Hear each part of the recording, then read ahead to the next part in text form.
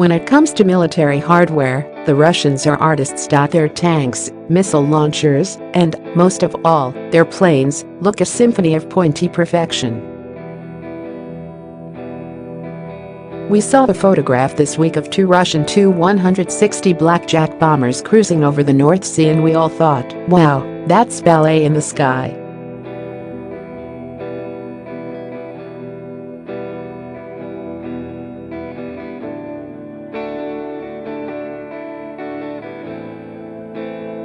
We were told that this is exactly why we need manned aircraft.Indeed, a former RAF boss went so far as to say that the Russians are working on technology which could take control of our unmanned drones and even order them to fire on our towns and villages. We may be told Russian tanks perform well on the training ground, but how well will they do in reality? He said that in the US, students have already worked out how to hack into a drone's operating system and that Russia had done just that in Syria recently.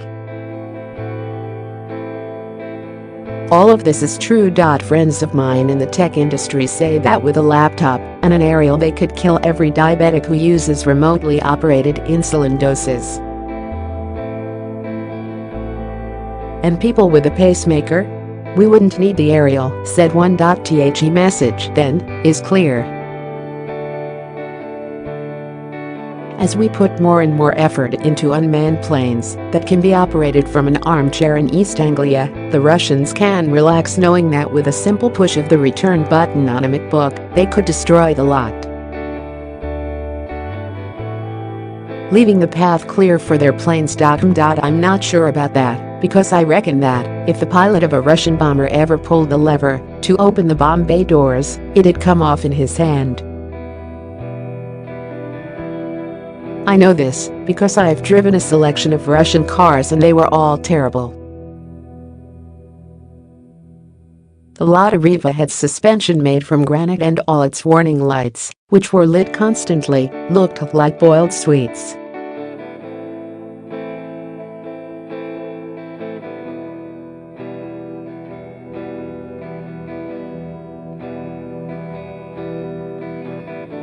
The off-road Niva, meanwhile, was fitted with a starter motor that would struggle to start a food blender.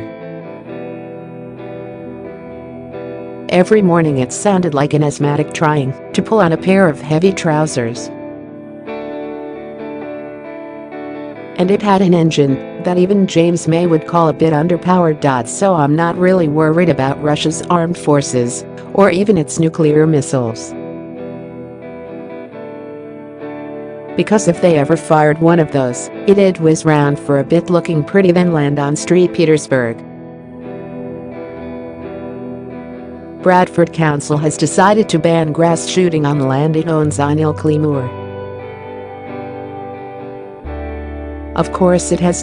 Some animal enthusiasts went along to the Labour-run local authority and said nasty rich people in tweed shorts were shooting poor little grouse-y and that it must be stopped. So after a vote, which was won with a decisive majority, Captain Capitalist was told to pack up his Range Rover and bugger off. I have a farm, and when I bought it there was nothing but miles and miles of grass on the ground, and absolutely nothing in the sky. But as I like a bit of shooting, I planted some maize and some sorghum and a bit of mustard, all of which are needed to keep the pheasants happy. Until they are shot and cooked and eaten. Arg, cry the loony lefties. That's exactly what we should be stopping. But the problem for them is that, since I planted all these crops, the sky is now full of other birds which I don't shoot.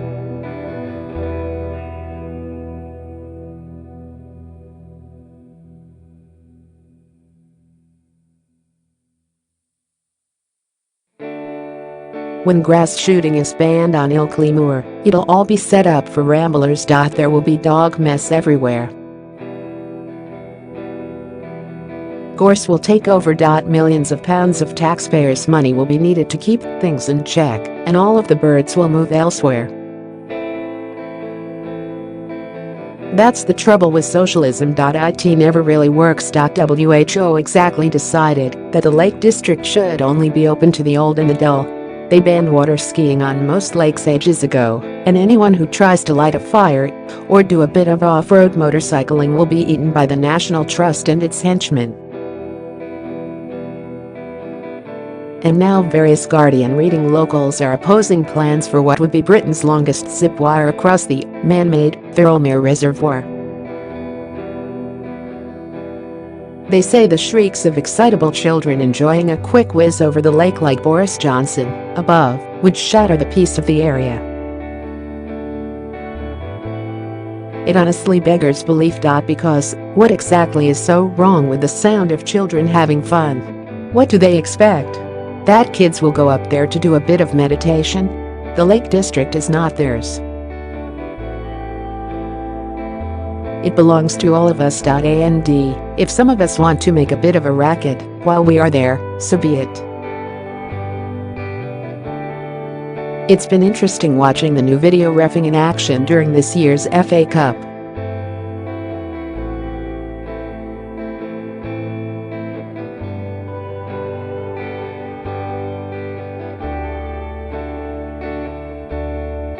One, it slows the game down, and two, there is no way in hell that the warm, indoor ref with the replay button is going to overrule his chilly outdoor colleague on the pitch. Those of you who saw the penalty on Chelsea's Willian during Wednesday's thriller against Norwich will know exactly what I'm on about. Earlier this month, I decided to kickstart my dry January with a quick trip to a health farm.